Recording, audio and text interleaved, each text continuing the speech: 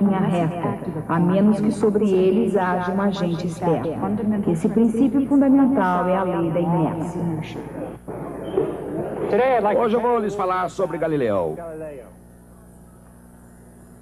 Por que nós chamamos os italianos de um certo período por seus nomes de batismo, como se eles fossem nossos velhos amigos? Não somente Galileu, Dante, Leonardo, Rafael. É estranho. De qualquer forma, hoje vou lhes falar sobre um bom amigo, Galileu Galilei. Aqui está o retrato de Galileu obtido a partir de uma xilografura que foi feita quando ele ainda estava vivo.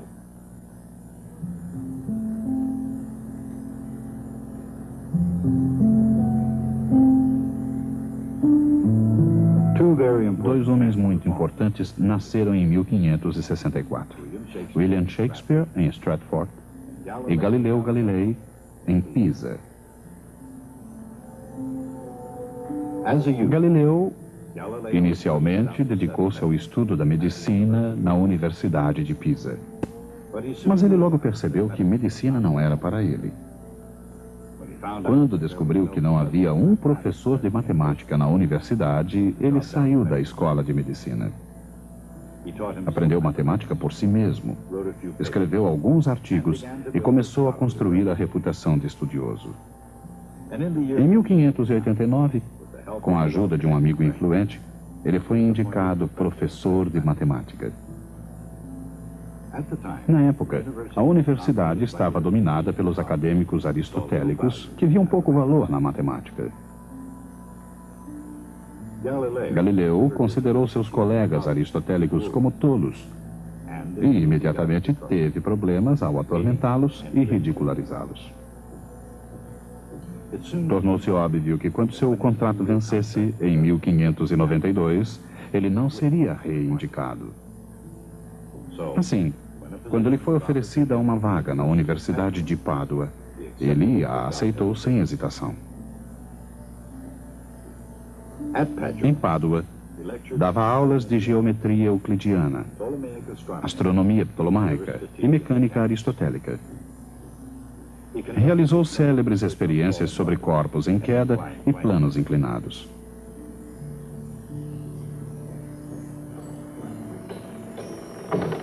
Em 1610, Galileu realizou talvez a maior mágica acadêmica de todos os tempos. Um polidor de lentes holandês chamado Hans Lippershey descobriu um novo e impressionante instrumento, o telescópio. Galileu imediatamente descobriu como ele funcionava. Apresentou seu próprio projeto e construiu um telescópio que aumentava o tamanho da imagem aproximadamente 9 vezes.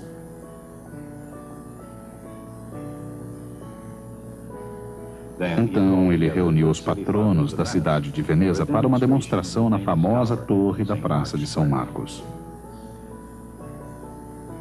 Galileu lhes disse: olhem para o horizonte através desse instrumento. Com ele, pode ser visto um navio se aproximando 2 horas antes do que sem ele. Para uma potência marítima como Veneza, este instrumento é absolutamente essencial.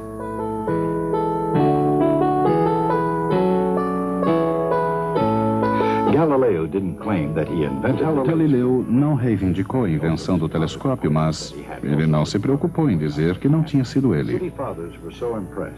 Impressionados, os patronos da cidade deram a Galileu um emprego vitalício e um salário compensador. Em 2 meses, modelos do telescópio de Galileu eram vendidos por mascates nas ruas de Veneza como brinquedos de criança. Galileo had made himself financially secure for life by selling the city fathers a child's toy. Mas Galileu tinha coisas mais importantes em mente para o telescópio. Ele construiu maiores e mais poderosos telescópios, inclusive um que aumentava as imagens cerca de 30 vezes. Atualmente, 2 deles estão em exposição no Museu da História da Ciência, em Florença. Com esses grandes telescópios, Galileu olhou para o céu e fez algumas impressionantes descobertas. As luas de Júpiter, as quais ainda hoje são chamadas de satélites galileanos. Montanhas na Lua. as fases de Vênus e manchas no disco solar. Agora que nós já pisamos na Lua, os esboços de Galileu revelam que suas observações foram surpreendentemente acuradas. Notamos que as descobertas astronômicas de Galileu, junto com as ideias de Copérnico, viriam a arruinar a serenidade do céu.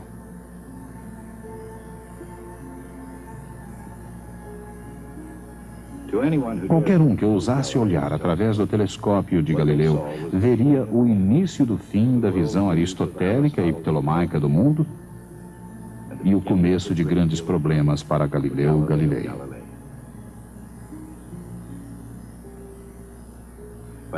No início do século XVII, a Europa viu a Renascença, a Reforma Protestante e a Contra-Reforma Católica. Amplas mudanças sacudiram todas as partes do sistema medieval: religião, artes, literatura, música, matemática e as ciências, especialmente a astronomia.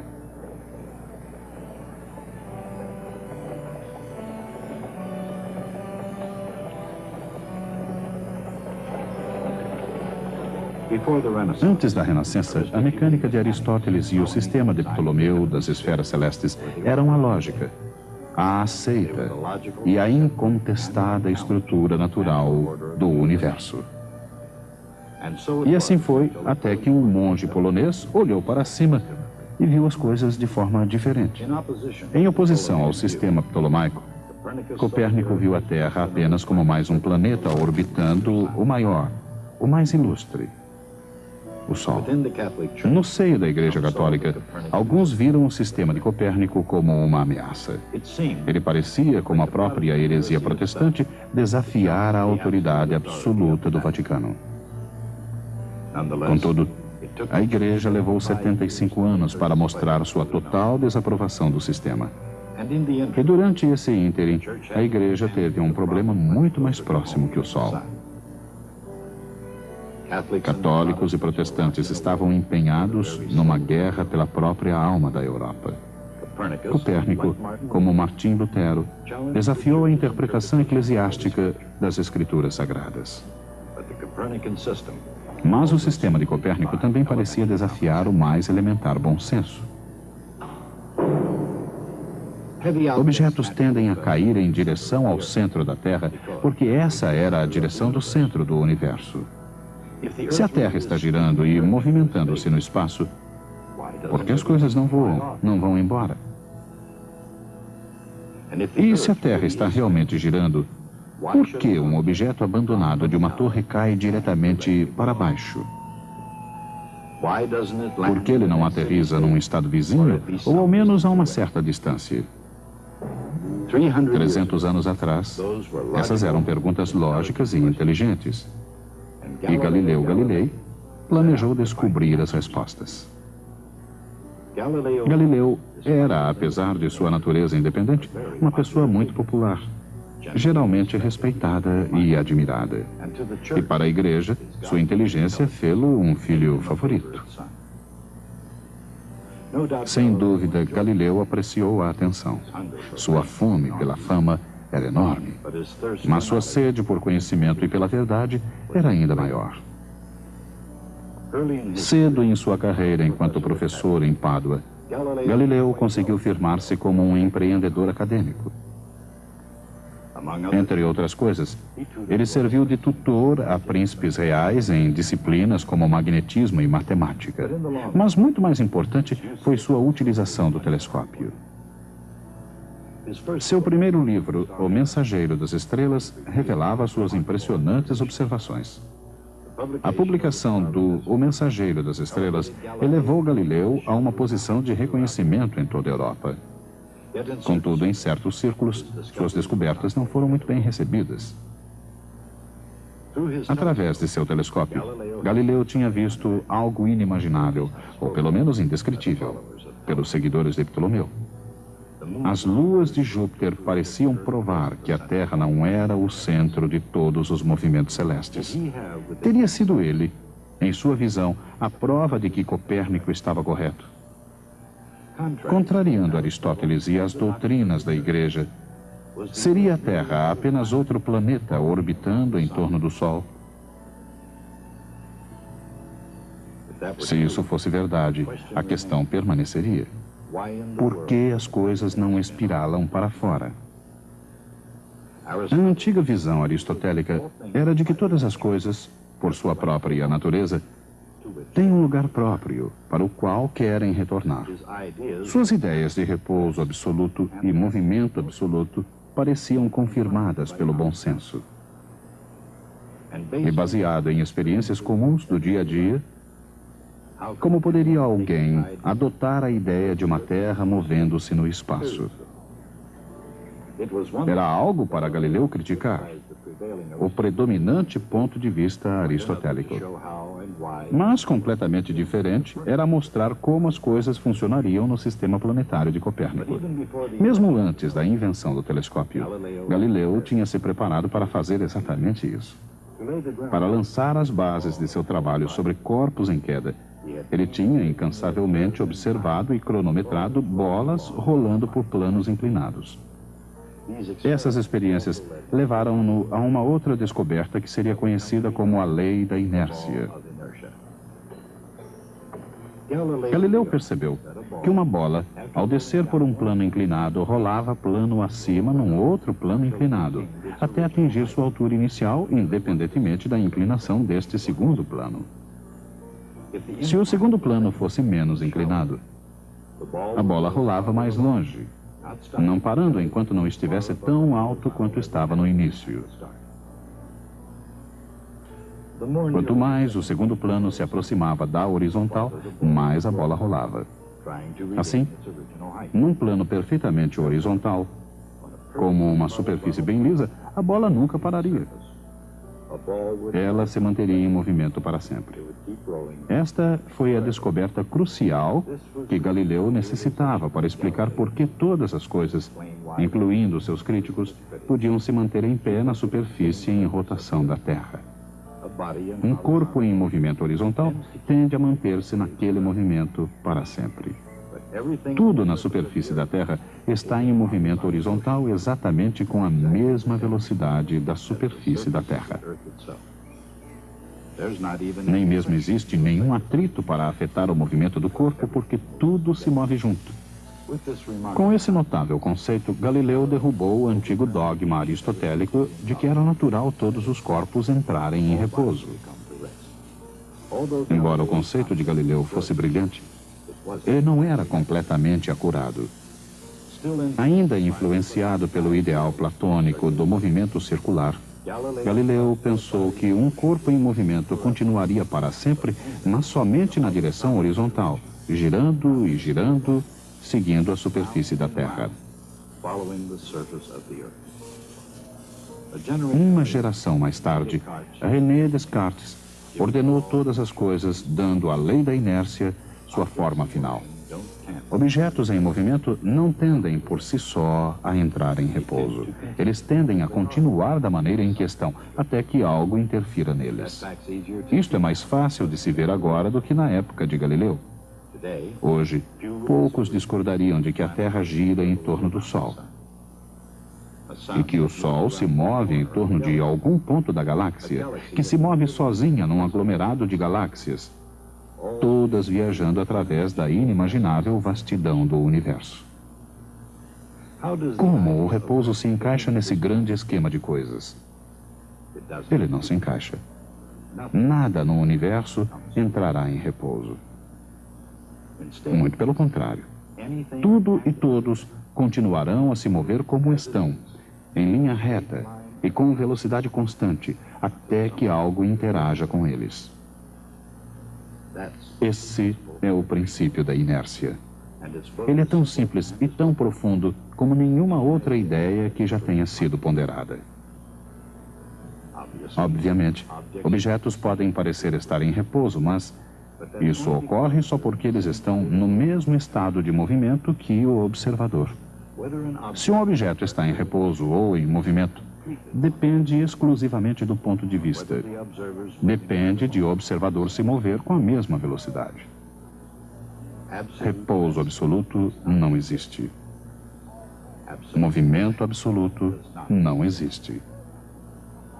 Mesmo movimentando-se no espaço com uma velocidade incrível, relativamente à Lua, ao Sol ou a outro centro da galáxia, a tendência natural de qualquer objeto é manter seu estado de movimento. Nos dias de Galileu, esse era um conceito difícil de se aceitar.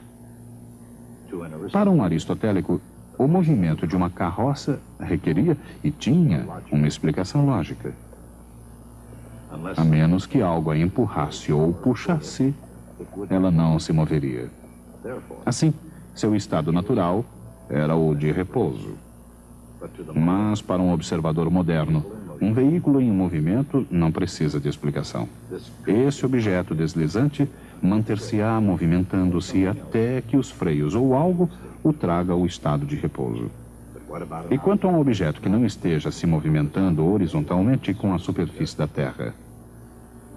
E quanto a um projétil lançado ao ar? Ou uma bola largada de uma torre? A Terra em rotação não deveria deixar a bola cadente para trás?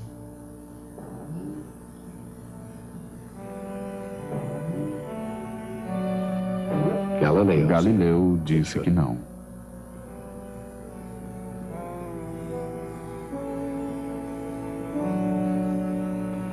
Ele disse que a bola deveria continuar a se mover horizontalmente com a Terra, mesmo quando ela cai verticalmente em direção à sua superfície. Na Renascença, esse conceito era difícil de se compreender. Portanto, Galileu apresentou a seus contemporâneos uma analogia. Ele pediu às pessoas que imaginassem uma bola caindo do alto do mastro de um navio em movimento. Para um marinheiro no convés, o mastro continuava parado. Ele deveria esperar que a bola caísse diretamente para baixo. Mas alguém em terra veria o navio e o mastro em movimento. Um observador aristotélico não teria dúvidas sobre o que devia acontecer. A bola deveria cair em direção ao centro da Terra, enquanto que o navio navegaria em frente.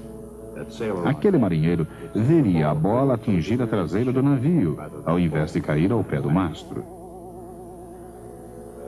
A experiência provavelmente nunca foi realizada durante a vida de Galileu. Os resultados são exatamente o que ele predisse. A bola cai diretamente abaixo, perto do mastro, pois os dois objetos, bola e navio, compartilham do mesmo movimento inicial.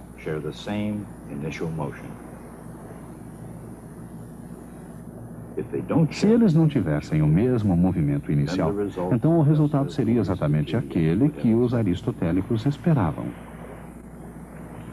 Quando largada de um mastro em movimento, a bola cai verticalmente, enquanto se movimenta horizontalmente com o navio. Juntos, esses movimentos formam uma trajetória curva, uma parábola. Galileu imaginou que esses mesmos princípios obrigariam o movimento de qualquer projétil a seguir uma parábola, seja no mar ou na terra.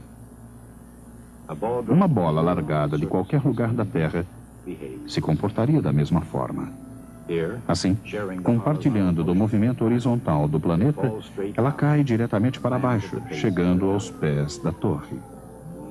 Nesses termos, Galileu viu e provou algo novo sob o sol. Em 1616, Galileu foi intimado por Roma. Foi-lhe informado para não sustentar nem defender essa ideia da Terra movendo-se em torno de um sol estático.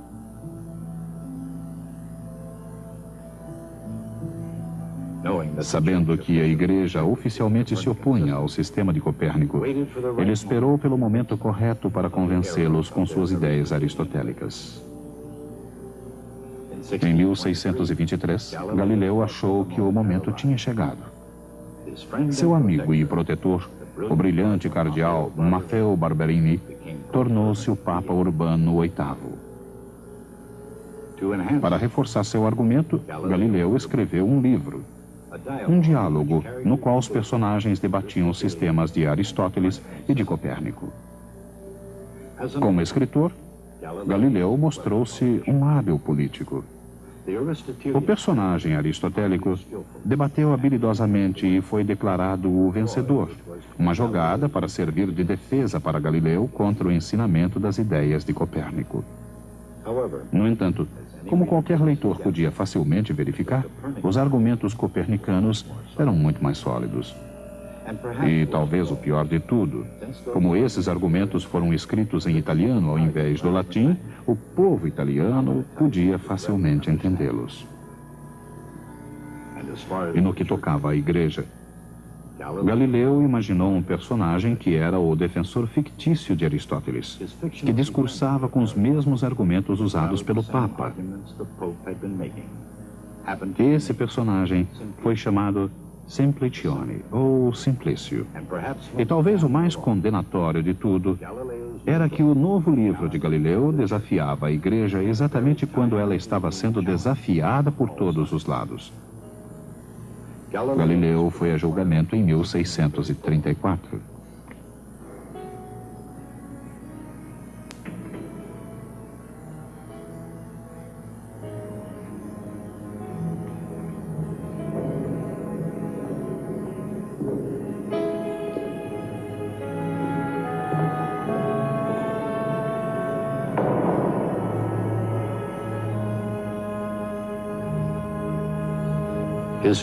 Com sua fama e prestígio, tornava-se impensável ir-se além da tortura ameaçadora, mas para Galileu, que entendia máquinas, isso foi suficiente. Ele abjurou publicamente o sistema copernicano do movimento planetário. Ironicamente, no futuro, nenhum cientista sério poderia negar as evidências de Galileu. O princípio da inércia, concebido por Galileu e refinado por Descartes, tornou-se a primeira lei da mecânica de Isaac Newton. No que tange à igreja, o nome de Galileu seria finalmente legalizado, mas isso levaria muito tempo. Mesmo em 1783, a controvérsia sobre Galileu estava ainda pendente. Nesse ano, o Papa João Paulo II pediu para que a discussão entre Galileu e a Igreja fosse finalmente encerrada. Ele disse: voltemos nossas mentes para um período em que haviam se desenvolvido, entre a ciência e a fé, graves incompreensões, resultado de mal-entendidos ou erros, os quais somente humilde e paciente revisão conseguiram gradual disseminação. A igreja mesma aprende pela experiência e por reflexão. E ela agora entende melhor o significado que precisa ser dado à liberdade de pesquisa. Mas naquele tempo, mesmo para um cientista famoso com um ego imperdoável, a humilhação pública não foi considerada uma punição suficiente.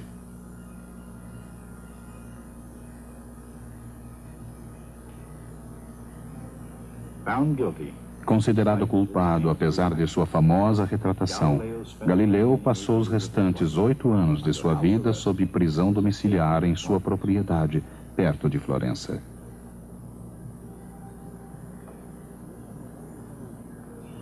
De acordo com a lenda, ao sair do tribunal, Galileu disse: "Eppure si muove." No entanto, ela se move.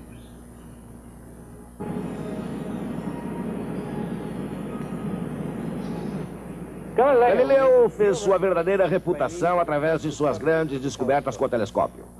Antes disso, ele era conhecido apenas de alguns peritos.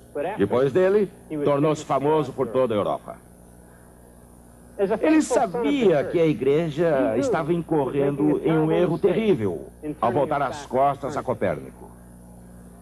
Mas a igreja, sob pressão dos reformadores, endureceu sua posição, atendo-se a interpretar literalmente as escrituras. Galileu era ingênuo e arrogante. Ele pensou que poderia fazer a igreja mudar de ideia através de argumentos lógicos e científicos. Isto poderia ter funcionado anteriormente, quando a igreja era intelectualmente mais flexível, mas no século XVII era improvável. Galileu fez algo ainda pior.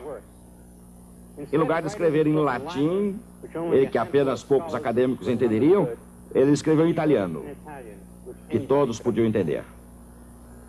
Esse foi um desafio que a igreja não podia ignorar. Então, em 1634, ele foi julgado. Apesar de publicamente abjurar seus pontos de vista copernicanos, ele foi obrigado a passar os últimos anos de sua vida sob prisão domiciliar em sua propriedade Arcetri, perto de Florença. Quando ele morreu, seu corpo foi sepultado numa catedral, na Igreja da Sagrada Cruz, em Florença. Isto é, a maior parte de seu corpo foi sepultada lá. Eu gosto de pensar que Galileu foi um desafiante até o fim. Um de seus dedos está exposto no Museu de História da Ciência. Até a próxima vez. Oculto na lei da inércia está o fato de que todos os movimentos são relativos. Estar um corpo em movimento ou em repouso depende estritamente do ponto de vista do observador.